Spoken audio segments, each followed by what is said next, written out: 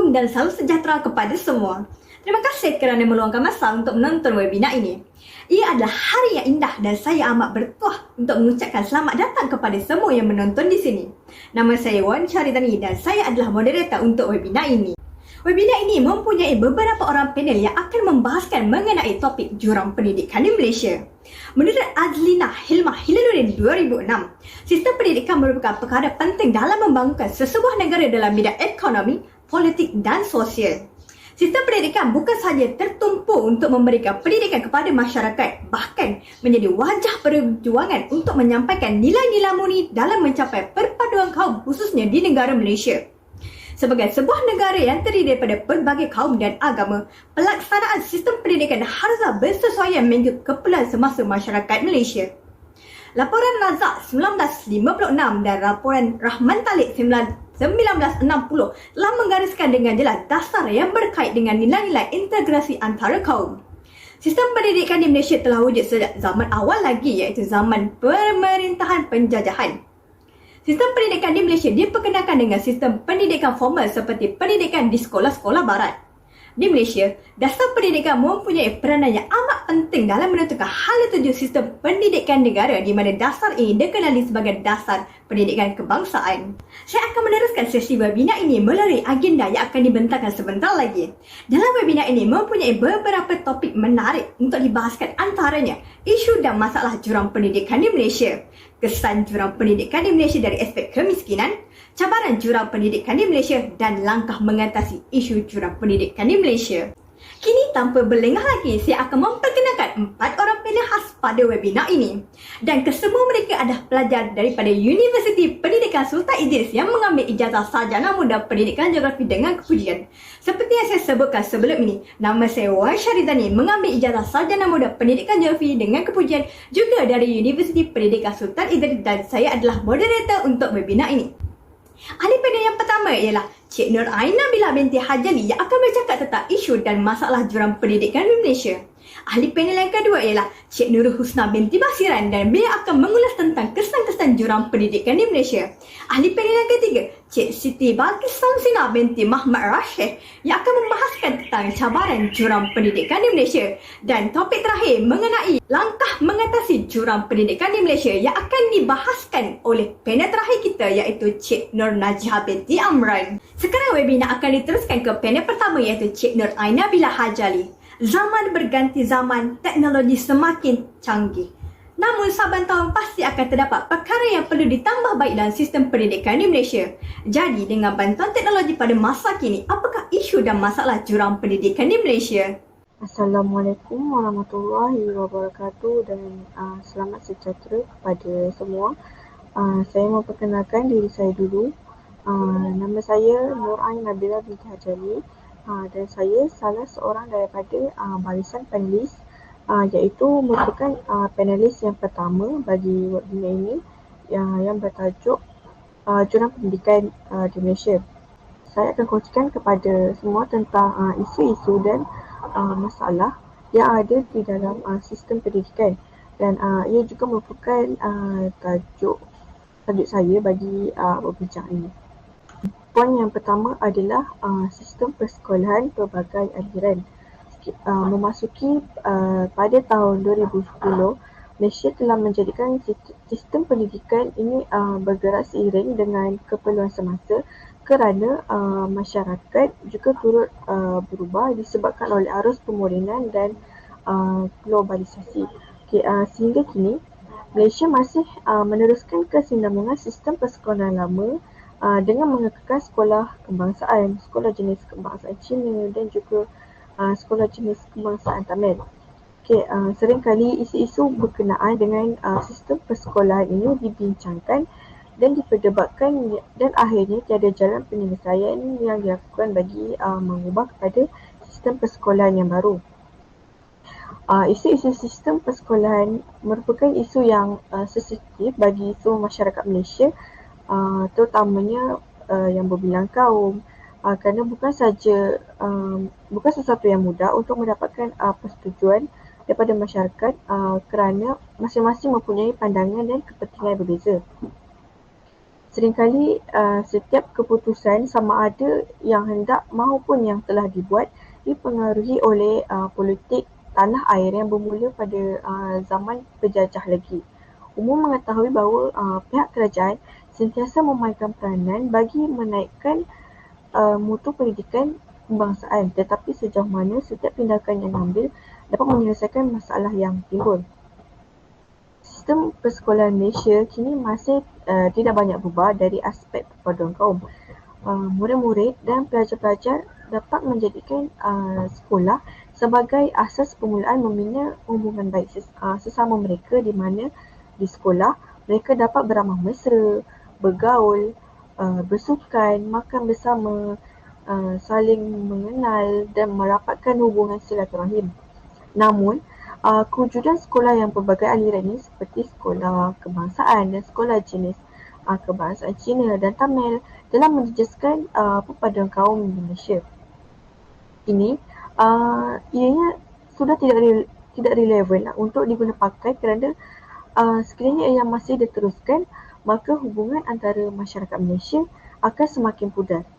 Hal ini demikian kerana sekolah merupakan tempat mula-mula tempat Malaysia yang berbilang bangsa bertemu dan saling mengenal.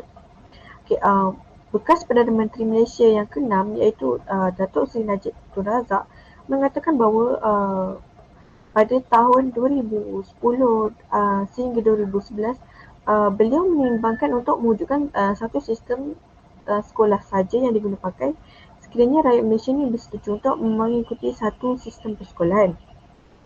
Dalam melaksanakan dasar baru itu, kerajaan perlu mengambil kira kehendak rakyat kerana tidak mahu timbul kebalahan dan kesan buruk kepada rakyat.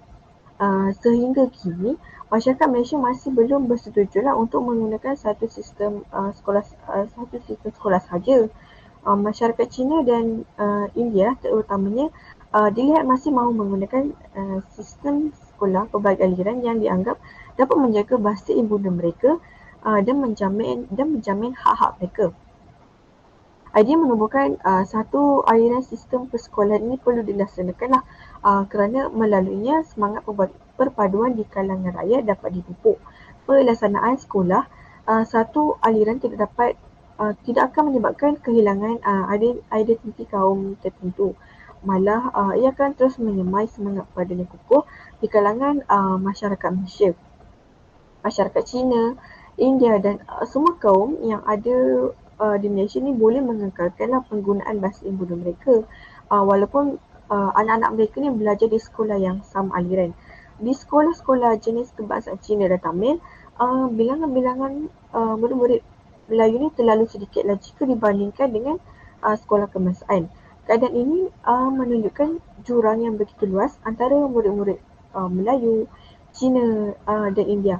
Masalah ini disebabkan oleh penggunaan bahasa iaitu bahasa Melayu, Cina dan Tamil yang menjadi faktor utama wujudnya jurang pendidikan antara masyarakat.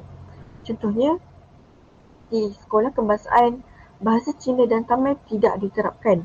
Manakala di sekolah jenis kebangsaan Cina dan Tamil, bahasa Melayu bukan bahasa utama. Jadi wujudlah dua keadaan yang berbeza dan masalah ini sering berlanjutan sehingga kini. Yang kedua adalah pengajaran pendidikan sains dan matematik dalam bahasa Inggeris iaitu PPSMI. Okay, saya sentuh sikitlah sejarah pendidikan di Malaysia. Okay, pada tahun 2003 semasa era pemerintahan Tun Dr. Mahathir Mohamad, satu dasar pendidikan diperkenalkan layak itu pengajaran pendidikan sains dan matematik dalam bahasa Inggeris. Okay, tujuan perkara ini dilaksanakan adalah untuk memperkukuhkan penguasaan bahasa Inggeris mereka di kalangan masyarakat Malaysia. Namun begitu, pada tahun 2009, Menteri Pelajaran Malaysia mengumumkan bahawa PPSMI ini dimasukkan sepenuhnya pada tahun 2012 disebabkan timbulnya masalah-masalah tertentu. Walau bagaimanapun, atas dasar-dasar tertentu, pelajar yang telah memulakannya boleh meneruskan pembelajaran dalam bahasa Inggeris. Isu PPSMI ini merupakan isu besar dalam pendidikan Malaysia bagi yang tak tahu kerana mendapat tentangan yang hebat daripada masyarakat Melayu. Antara sebab-sebab mendapat bantahan dari banyak pihak oleh kerana yang pertama adalah ia bertentangan dengan Perlembagaan Perkara 152 iaitu memartabatkan bahasa Melayu. Yang kedua, prestasi pelajar-pelajar Melayu terutamanya merosot dalam subjek sains dan matematik. Yang ketiga, kurangnya guru yang terlatih. Yang keempat adalah tentangan daripada pejuang-pejuang bahasa Melayu, para cendekiawan, tokoh akademik, ahli politik dan NGO yang memperjuangkan bahasa Melayu sebagai bahasa rasmi. Ada setengah pihak yang mempersoalkan mengapa perkara ini setelah 7 tahun dilaksanakan kini mendapat tentangan.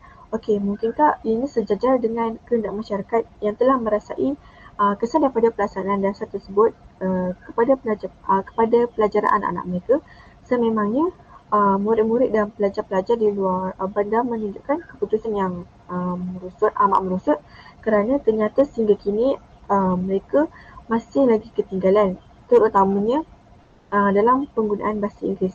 Masyarakat di luar bandar terutamanya masih belum bersedialah sepenuhnya dalam menerima PPSMI ini yang dilaksanakan kerana bimbang dengan masa depan mereka.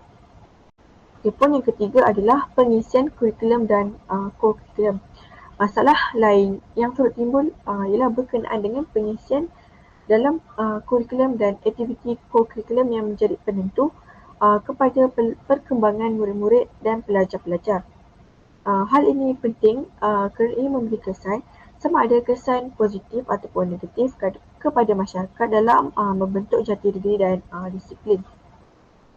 Sekiranya pengisian dalam kurikulum dan co-kurikulum mengikut keperluan rakyat, maka tentu tiada sebarang masalah yang berlaku. Tetapi oleh kerana wujudnya kelemahan dalam pengisian tersebut, maka reaksi yang negatif kelihatan dalam hubungan masyarakat. Contohnya, subjek kebangsaan tidak menjadikan bahasa ibunda kaum Cina dan Tamil sebagai subjek wajib. Dalam menyebabkan perkara-perkara ini telah menyebabkan ibu bapa daripada kaum Cina dan India tidak mahu menghantar anak mereka di sekolah kebangsaan. Okay, bagi mereka bahasa ibunda adalah identiti yang harus dipelihara. Murid Melayu boleh mengambil bahasa Mandarin dan Tamil sebagai salah satu subjek pilihan. Secara tidak langsung, orang Melayu akan dapat menguasai subjek Mandarin dan subjek Tamil yang akhirnya dapat merapatkan jurang pendidikan antara kaum. Okey, saya rasa itu saja pada hari ini. Terima kasih Cik Nur Aina Bila di atas maklumat hebat tentang isu dan masalah jurang pendidikan di Malaysia. Kini sedia maklum iaitu sistem persekolahan pelbagai aliran, pengajaran pendidikan sains dan matematik dalam bahasa Inggeris dan pengisian kurikulum dan co-kurikulum telah menyebabkan jurang pendidikan ini terjadi. Sekarang webinar akan diteruskan kepada panel kedua iaitu Cik Nurul Husna Basiran. Apabila terdapatnya isu dan masalah, sudah pasti akan meninggalkan kesan yang akan memberi impak mendalam kepada pelajar. Jadi, apakah kesan jurang pendidikan di Malaysia dari aspek kemiskinan? Assalamualaikum dan salam sejahtera kepada semua panel dan penonton sekalian. Saya Nur Husna Basiran sebagai panel kedua bagi sesi webinar ini. Pertama, saya ingin mengucapkan terima kasih kepada pengurusi forum iaitu Wan Syarizani Wan Zainal Abidin kerana menjemput saya untuk menjadi panel bagi sesi webinar ini. Baiklah, pelbagai isu-isu yang berkaitan dengan berlakunya jurang pendidikan di Malaysia ini. Tambahan pula, semasa pandemik COVID-19 ini berlaku. Oleh itu, saya akan mengupaskan tentang salah satu kesan jurang pendidikan yang disebabkan oleh faktor kemiskinan. Kemiskinan merupakan salah satu masalah yang utama di negara yang tiada kesudahan. Pelbagai kesan yang mengakibatkan jurang pendidikan di Malaysia berlaku disebabkan oleh kemiskinan ini. Antaranya ialah ketinggalan dalam pelajaran. Jurang ini telah menyebabkan pelajar daripada golongan miskin tidak dapat meneruskan pelajaran dengan sempurna. Sesetengah pelajar sekolah tidak mampu memiliki gadget untuk pembelajaran secara atas talian. Terutamanya di waktu pandemik COVID-19 di mana sekolah terpaksa ditutup dan pembelajaran dilakukan secara atas talian. Manakala mereka yang tergolong daripada golongan kaya mampu hadir ke kelas secara atas talian kerana mempunyai kelengkapan yang lengkap. Kebanyakan mereka yang dari golongan miskin ini tidak mampu memiliki gadget seperti telefon pintar untuk hadir ke kelas atas talian. Mereka mungkin ketinggalan dalam pelajaran berbanding pelajar daripada golongan keluarga yang kaya. Pembelajaran atas talian juga memerlukan internet. Kebanyakan keluarga berpendapatan rendah tidak mampu menyediakan kemudahan internet kepada anak-anak mereka. Hal ini akan menyukarkan lagi pembelajaran pelajar yang menyebabkan mereka gagal hadir ke kelas atas talian. Sesetengah pelajar daripada keluarga miskin ini tidak mempunyai barang kelengkapan asas sekolah yang lengkap seperti baju, kasut, beg yang lusuh serta alat tulis yang sekadar ada. Mereka ini ke sekolah serba daif dan berbanding mereka yang datang daripada golongan kaya. Kesan yang kedua adalah tidak mampu sambung belajar ke peringkat yang lebih tinggi. Pelajar daripada golongan miskin berisiko tidak mampu menyambung pelajaran ke peringkat lebih tinggi. Kesepitan wang menyebabkan ramai tidak mampu meneruskan cita-cita untuk ke Menara Gading. Kebanyakannya mengambil keputusan untuk tidak meneruskan pengajian ke universiti, malah memilih untuk bekerja membantu keluarga. Mereka sedar menyambung pelajaran akan memerlukan wang yang sangat banyak.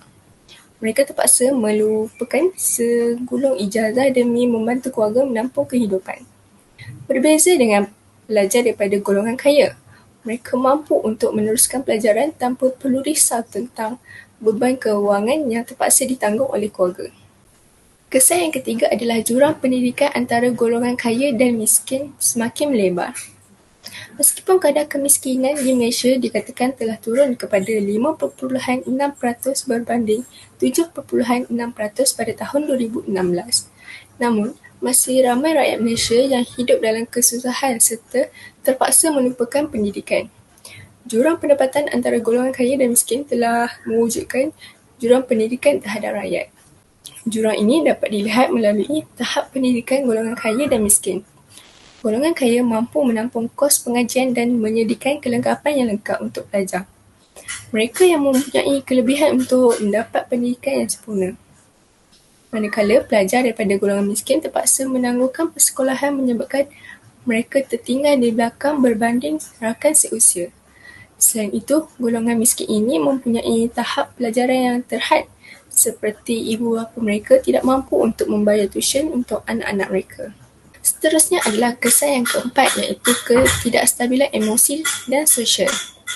Perkara ini juga mampu menimbulkan isu seperti ketidakstabilan emosi dan sosial. Perbezaan umur dan taraf hidup boleh mendatangkan rasa rendah diri atau rasa tidak selamat sepenuhnya. Zaman persekolahan merupakan masa untuk mereka mencuba menyesuaikan diri dengan orang sekeliling. Sekiranya mereka gagal menyesuaikan diri disebabkan faktor taraf hidup, mereka mula menjadi rendah diri dan rasa kurang berkeyakinan. Misalnya, pakaian sekolah yang serba lusuh manakala rakan pula berbaju bersih dan baru menjadikan mereka rendah diri. Selain itu, masalah buli dan ejekan disebabkan penampilan begitu menyebabkan mereka semakin hilang keyakinan diri dan enggan ke sekolah. Sekiranya mereka terpaksa melalui perkara itu setiap hari, ia boleh menyebabkan perkara lebih serius seperti masalah tekanan perasaan, contohnya depresi. Kebanyakan pelajar yang datang daripada keluarga yang susah perlu duduk di rumah selepas pulang daripada sekolah kerana ibu bapa terpaksa keluar bekerja hingga lewat malam bagi menampung keluarga. Mereka harus berdikari dan tidak mampu bermain dengan bebas seperti kanak-kanak yang lain. Mereka sebaliknya perlu menjadi matang dan menggalas tanggungjawab ibu bapa menjaga rumah dan melindungi adik-adik. Situasi sebegini boleh menyebabkan tekanan kepada pelajar dan tidak membantu membentuk emosi yang betul. Emosi yang tidak berkembang secara baik akan menjerumuskan mereka kepada perkara negatif.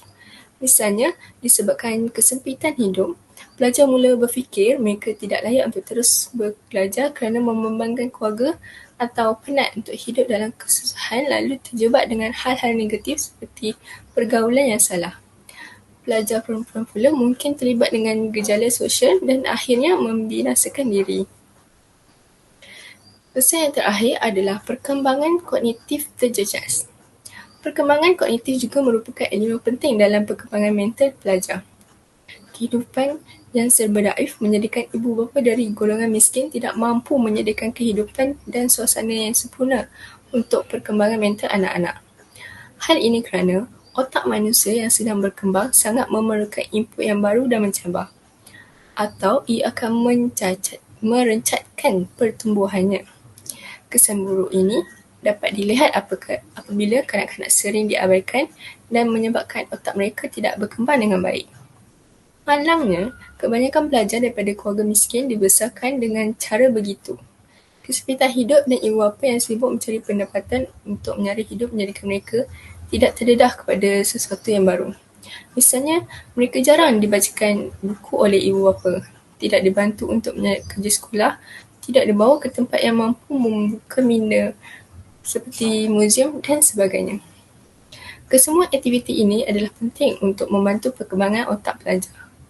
Ujian kecerdasan standard menunjukkan hubung kait antara kemiskinan dan pencapaian kognitif lebih rendah melibatkan pelajar daripada keluarga miskin yang sering memperolehi skor rendah dalam membaca, subjek matematik dan sains serta menunjukkan kemahiran menulis yang lemah. Kekurangan ini telah dikaitkan dengan kecekapan kognitif yang kurang berkembang sewaktu mereka masih kanak-kanak sehingga mempengaruhi pertumbuhan kosakata, IQ dan kemahiran sosial. Bagaimanapun, kesemua ini mampu dibendung dengan tindakan pantas oleh semua pihak untuk membantu golongan ini agar mendapat pendidikan yang sempurna sekaligus mampu mengubah kehidupan mereka di masa akan datang. Sekian, itu sahaja perkongsian daripada saya. Terima kasih di atas perspektif dan maklumat yang amat memberangsangkan tentang kesan jurang pendidikan di Malaysia. Saya dapat melihat bahawa kesan ini akan mengakibatkan pelajar ketinggalan dalam pelajaran, tidak mampu untuk melanjutkan pelajaran ke peringkat lebih tinggi, mewujudkan jurang pendidikan antara golongan kaya dan golongan miskin, ketidakstabilan emosi dan sosial, mengganggu pembesaran dan perkembangan mental serta perkembangan kognitif terjejas. Jadi mari kita lihat cabaran jurang pendidikan di Malaysia bersama panel ketiga webinar iaitu Cik Siti Balkis Samsi dan Muhammad Rashid. Sesetengah orang tidak mengetahui secara tersirat dan tersurat mengenai hal ini. Mereka percaya bahawa Malaysia menghadapi cabaran yang tidak begitu membimbangkan. Oleh itu, apakah cabaran jurang pendidikan di Malaysia? Okey, terima kasih saudari moderator. Bismillahirrahmanirrahim dan Assalamualaikum warahmatullahi wabarakatuh. Terlebih dahulu saya ingin mengucapkan ribuan terima kasih kepada moderator iaitu saudari Wan Syarizani dan juga barisan-barisan panel iaitu saudari Nur Ain Nabila, saudari Nurul Husna dan juga saudari Nur Najihah. Okey, baiklah. Tanpa melengahkan masa, saya akan menjelaskan berkaitan dengan cabaran-cabaran dalam jurang pendidikan di Malaysia. Cabaran yang pertama adalah cabaran di antara pelajar luar bandar dengan pelajar di bandar.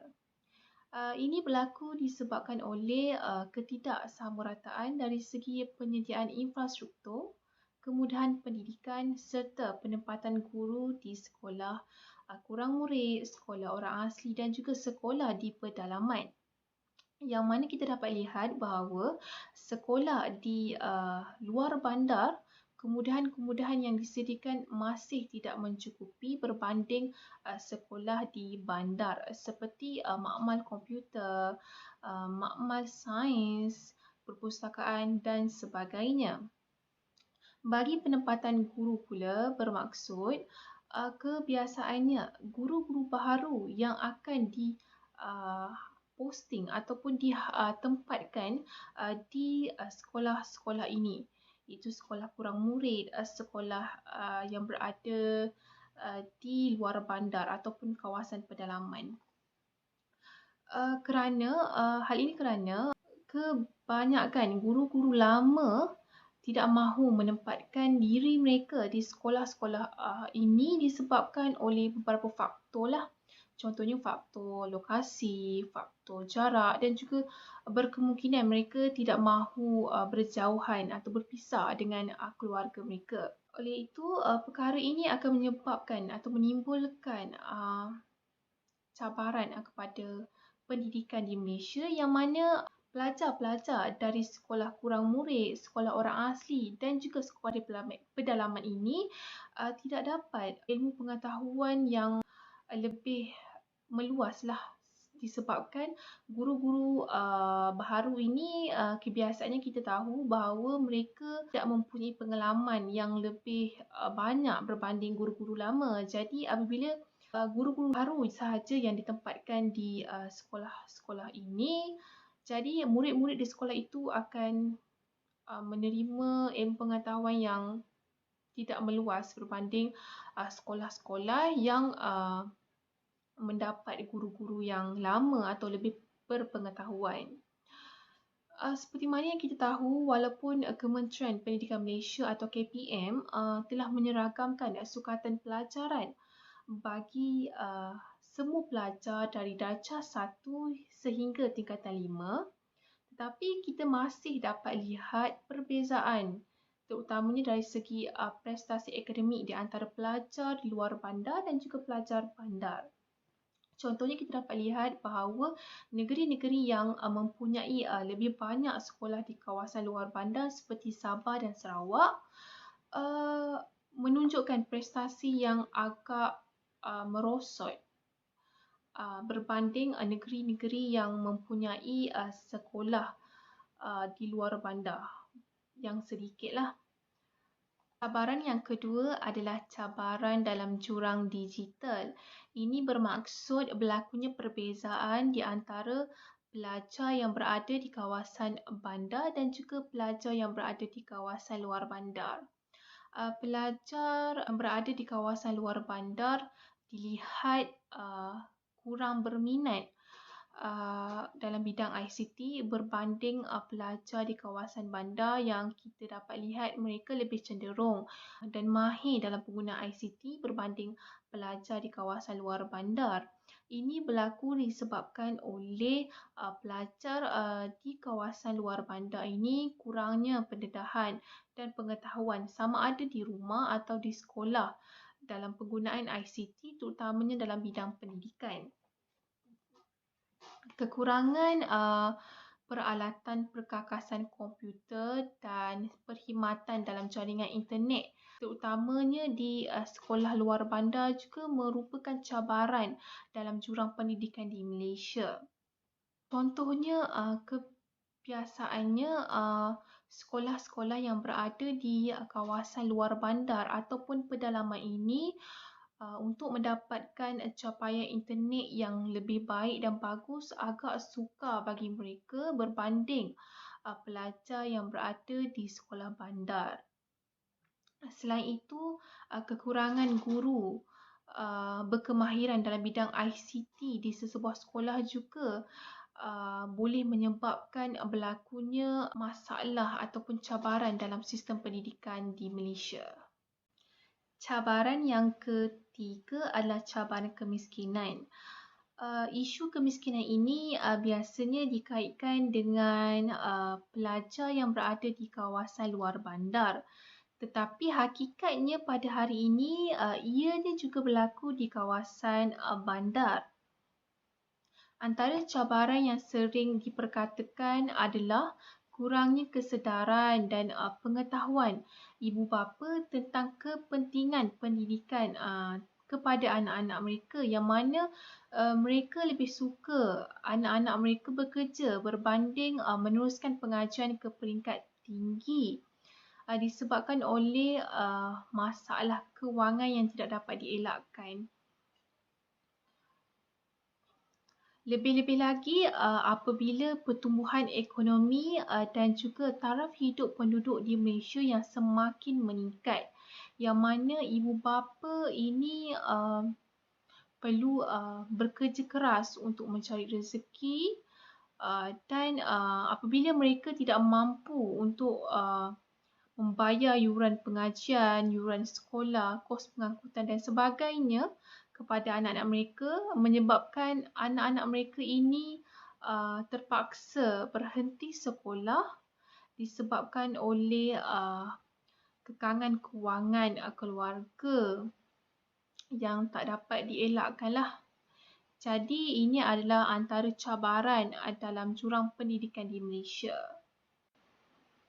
Cabaran yang terakhir adalah cabaran di antara pelajar di aliran perdana dengan pelajar berkeperluan khas. Hal ini berlaku disebabkan oleh kurangnya guru pendidikan khas yang berkemahiran yang mana ramainya mahasiswa atau mahasiswi yang melanjutkan pengajian dalam bidang pendidikan lebih cenderung mengambil pendidikan biasa seperti pendidikan bahasa Melayu, pendidikan geografi, pendidikan sejarah dan sebagainya berbanding mengambil jurusan dalam bidang pendidikan khas. Hal ini telah menyebabkan berlakunya guru pendidikan khas yang terhad dan seterusnya akan memberi cabaran kepada guru di aliran perdana untuk memberi atau menyampaikan sesuatu maklumat kepada pelajar berkeperluan khas ini yang mana guru di aliran perdana tersebut perlu mempunyai kemahiran-kemahiran tertentu. Contohnya, murid berkeperluan khas pendengaran yang mana guru perlu mempunyai kemahiran terutamanya dalam bahasa isyarat tangan. Jadi ini adalah agak sukar bagi guru-guru di aliran perdana kerana mereka tidak mempunyai kemahiran dalam bidang tersebut. Tambahan pula kekurangan bahan bantu mengajar bagi pelajar berkeperluan khas ini juga antara cabaran dalam sistem pendidikan negara yang mana pelajar-pelajar berkeperluan khas ini akan merasa bosan atau menganggap belajar itu sukar bagi mereka yang mana bahan bantu mengajar mereka yang disampaikan oleh guru di aliran perdana ini tidak sesuai atau tidak relevan dengan keperluan mereka sehingga pelajar berkeperluan khas ini mengambil keputusan untuk berhenti belajar disebabkan tidak berminat untuk belajar kerana kurang menarik dan kurang mendapat perhatian mereka lah. Jadi ini adalah antara isu ataupun cabaran yang sangat merugikan yang mana ada sesegelintir pelajar yang berkeperluan khas ini mempunyai kebolehan dalam bidang pendidikan. Terima kasih banyak Cik Siti Balkis Samsi dan Muhammad Raseh di atas perkongsian yang berinformasi itu. Dapat disimpulkan bahawa aspek cabaran ini telah menyebabkan ketidaksamarataan antara pelajar luar bandar dengan bandar, mewujudkan perbezaan dalam mengakses teknologi maklumat dan komunikasi antara pelajar di kawasan bandar dan luar bandar, pertumbuhan ekonomi dan taraf hidup di Malaysia yang meningkat, serta kekurangan guru pendidikan khas menyebabkan kesukaran kepada guru aliran perdana untuk memberi atau menyampaikan maklumat kepada pelajar berkeperluan khas semasa proses pengajaran dan pembelajaran. Webinar akan diteruskan ke panel terakhir iaitu Cik Nur Najiha Amran. Seperti yang kita tahu, kerajaan, pihak sekolah serta guru perlu melaksanakan beberapa langkah bagi mengatasi jurang pendidikan di Malaysia. Untuk mengulas lanjut mengenai aspek ini, apakah langkah untuk mengatasi isu jurang pendidikan di Malaysia? Assalamualaikum dan salam sejahtera. Terima kasih saya ucapkan kepada moderator. Nama saya Nur Najihah binti Amran. Baiklah, saya akan meneruskan forum ini dengan menerangkan tentang langkah-langkah mengatasi isu jurang pendidikan di Malaysia. Langkah yang pertama ialah meningkatkan kemahiran guru. Proses pengajaran dan pembelajaran memerlukan seorang guru yang berkemahiran dalam mengaplikasikan pelbagai strategi mengikut perkembangan semasa. Pengaplikasian ICT dalam pengajaran dan pembelajaran pada abad ini amat penting dalam proses menimba ilmu pengetahuan dan juga kemahiran. Dengan kata lain, setiap guru mestilah menguasai kemahiran asas ICT atau literasi komputer. Kemahiran-kemahiran yang perlu adalah merangkumi kemahiran menggunakan pemprosesan data, membina persembahan elektronik, mengakses internet, mengendalikan media elektronik dan menggunakan sistem rangkaian komputer. Oleh itu, setiap guru perlu diberikan latihan dan juga bengkel kemahiran dalam memantapkan penggunaan digital di sekolah untuk mengurangkan jurang ICT sama ada di bandar dan juga luar bandar. Hal ini juga bertujuan untuk mengurangkan kadar buta komputer dalam kalangan guru. Langkah yang kedua ialah meningkatkan bilangan guru mengikut option di kawasan pedalaman, iaitu mewajibkan guru baru berkhidmat di kawasan pedalaman dan menambah baik insentif khusus kepada guru yang berkhidmat di pedalaman. Sebagai contohnya, menyediakan allowance kepada guru-guru yang berkhidmat di luar bandar. Selain itu, menyediakan rumah guru seperti quarters dan kemudahan asas yang sempurna untuk keselesaan guru. Keperluan asas guru perlu dijamin oleh kerajaan untuk memastikan guru dapat berkhidmat di luar bandar tanpa kekurangan. Langkah yang ketiga ialah peranan pihak sekolah. Pihak sekolah memainkan peranan dalam memantau minat dan kebolehan pelajar. Pelaksanaan ini boleh dilakukan dengan mengadakan ujian minat kerjaya untuk mengetahui psikologi dan juga personaliti pelajar. Hal ini juga akan memudahkan pihak sekolah mengadakan lebih banyak pilihan pendidikan berdasarkan minat dan kebolehan pelajar dan tidak hanya tertumpu kepada pembelajaran sepenuh masa semata-mata. Sebagai contohnya, menyediakan pendidikan alternatif bagi murid yang berminat dengan pembelajaran melibatkan teknikal dan kemahiran, iaitu kursus dan juga sekolah teknik. Program-program tersebut juga tidak hanya tertumpu di sekolah bandar sahaja, namun pilihan pendidikan tersebut harus ditambah di kawasan luar bandar. Langkah yang boleh diambil bagi mengatasi isu pengangkutan pelajar di luar bandar adalah mewujudkan asrama berdekatan dengan sekolah mereka. Masalah aksesibiliti pelajar luar bandar untuk mendapatkan pendidikan juga boleh diatasi sekiranya pihak berkuasa menyediakan asrama kepada pelajar berkenaan. Penyediaan asrama sama ada di kawasan sekolah atau berhampiran dengan sekolah memudahkan pergerakan pelajar luar bandar untuk ke sekolah. Usaha ini seterusnya dapat meningkatkan tahap aksesibiliti pelajar untuk ke sekolah. Di samping itu, kemudahan infrastruktur dan prasarana asrama yang disediakan perlu dinaik taraf dan dilengkapi dengan pelbagai kemudahan bagi menarik minat pelajar untuk tinggal di asrama. Langkah yang terakhir ialah memantapkan infrastruktur institusi pendidikan KPM. Dalam memastikan pembangunan pendidikan yang adil dan seimbang, kemudahan infrastruktur merupakan elemen penting dalam perancangan pendidikan KPM. Inisiatif ini memberi tumpuan kepada memantapkan kemudahan fizikal dan infrastruktur institusi pendidikan KPM seluruh negara. KPM perlu memberikan sokongan padu ke arah memastikan kemudahan bekalan air bersih dan elektrik ke sekolah, terutamanya di kawasan pedalaman menggunakan pelbagai alternatif mengikut kesesuaian. Dalam rancangan KPM juga, pembinaan sekolah baru dan bilik darjah tambahan akan dilaksanakan dalam tempoh 10 tahun. Perkara ini juga merangkumi pembinaan gantian seperti makmal sains, bengkel kemahiran perpustakaan dan juga bilik pentadbiran yang lebih selesa. Hal ini akan menjamin kesejahteraan murid di luar bandar dan seterusnya menyumbang ke arah kemenjadian murid. Sekian, ini sahaja daripada saya serahkan kembali kepada moderator. Terima kasih Cik Nur Najihah Amran atas info yang bermaklumat dan menarik tentang langkah mengatasi isu jurang pendidikan di Malaysia, iaitu antaranya meningkatkan kemahiran guru, meningkatkan bilangan guru mengikut option di kawasan pedalaman.